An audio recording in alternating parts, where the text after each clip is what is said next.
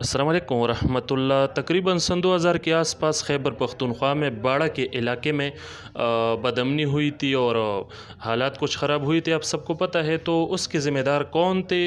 इंशाल्लाह मैं वीडियोस के शक्ल में आपको सबूत दूंगा, आखिर तक देख लो ताकि वो आप देख सको तो और आपको पता चल जाए। तो मुख्तसरन एक खाका आपके सामने मैं रखता हूँ ताकि आप बात समझ जाए। आप सबको पता है कि बाड़ा के इलाके में एक मशहूर मारूफ रूहानी हस्ती जनाब शेखुल इस्लाम मुजद्दिद दौरान क़ुत्बुल अक़ताब अख़ुंज़ादा पीर सैफ़ुर्रहमान मुबारक रहमहुल्लाह व नव्वरल्लाहु मरक़दहुम मुबारक के नाम से एक शख्सियत रहते थे जिन्होंने दीन इस्लाम के लिए काफ़ी खिदमत की और अरब व आजम में उनके खुलफ़ा और मुरीदीन मौजूद है। तो उस हस्ती ने तकरीबन बाड़ा में 20-25 साल के आसपास हमारे इल्म के मुताबिक वो वक्त गुजारा था। तो इस अरसे में कोई भी मसला नहीं हुआ था, कोई बदअमनी नहीं हुई थी। तो इस दौरान में एक मौलवी आए जो पंचपीर मकतब फ़िक्र या बल्फाज दिगर ममाती मकतब फ़िक्र के साथ ताल्लुक़ रखते थे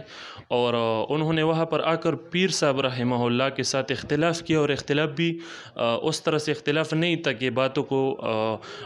इल्मी अंदाज में हल कर लेते। उन्होंने क्या किया कि लोगों को उबारा पीर साहब के ख़िलाफ़ और लोगों को कड़ा किया और उन्होंने जो जदोजहद की और उसके कहने पर जो जदोजहद हुई तो वो आप सबको पता है कि बामुसल्लह थी और उससे काफ़ी मसाइल पैदा हुए और लोगों के मतलब बदअमनी भी हुए और लोगों को काफ़ी नुकसान पहुंचा और हमारे अफरीदियों को बहुत से नुकसानात पहुंचे इस अमल से। तो इस बाज़ लोग चूँकि ये कहते हैं कि पीर साहब उसके ज़िम्मेदार थे, कोई कहते हैं मुफ्ती साहब ज़िम्मेदार थे उसके, कोई कहते हैं कि दोनों ज़िम्मेदार थे। तो असल ज़िम्मेदार कौन थे तो आखिर तक वीडियो देख लो, सबूत आप देख लोगे।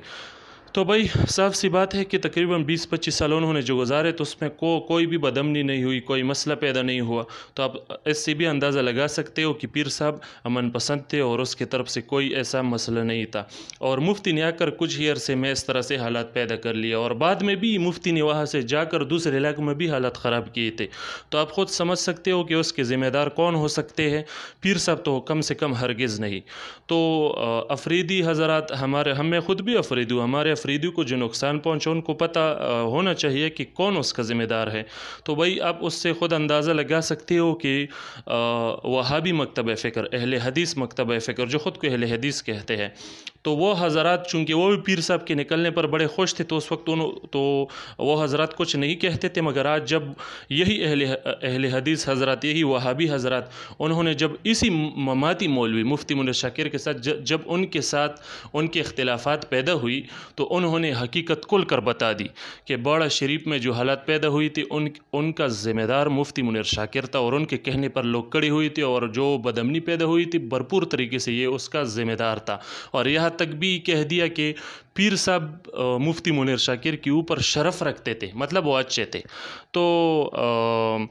ये हकीकत है अब इन लोगों के मुंह से निकल रही है, आप ख़ुद देख सकते हो और उससे आप अंदाज़ा लगा सकते हो कि उन हालात के ज़िम्मेदार कौन थे। तो पीर साहब रहमहुल्लाह के ज़ात को मजरूह न करें और उसके मुतालिक कोई मतलब उन पर गलत इल्ज़ामात न लगाए। ये हकीकत है, आप ख़ुद ही देख लो, ये वीडियोज़ देख लो इंशाअल्लाह और नशर भी करो आगे ताकि लोगों को भी पता चल सके।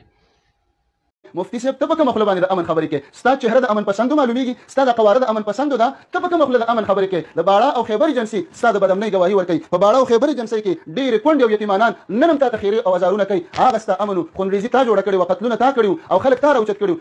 دا پیر صف الرحمن کتاب دی ولې رخصته خو ورغلی به هغه نه به پوښتنه کړې چې پیر صاحب تا ویلي چې زه فلانه یم او زه اولیاء او مشر یم او زه دا یم او زه فلاني توره یم په بدر کې چې وه هغه نه پوښتنه کړې وه چې پیر صاحب تا دا خبرې کړې دي ولې دا کولې په مجلس کې دا بیانونه ولې کول تا ولې د پیر صف الرحمن نه دا پوښتنه نه کوله تا په باړه کې ګوره ستا د وجې نه په باړه کې خلک مړه شو، ستا د وجې نه، ستا د مرداري عقیدې د وجې نه جنګونه وشول. هلته پیر صف الرحمن پسې خلک راوپاړول، هغه راپاڅېدل، هغه طرف یې وویشتل.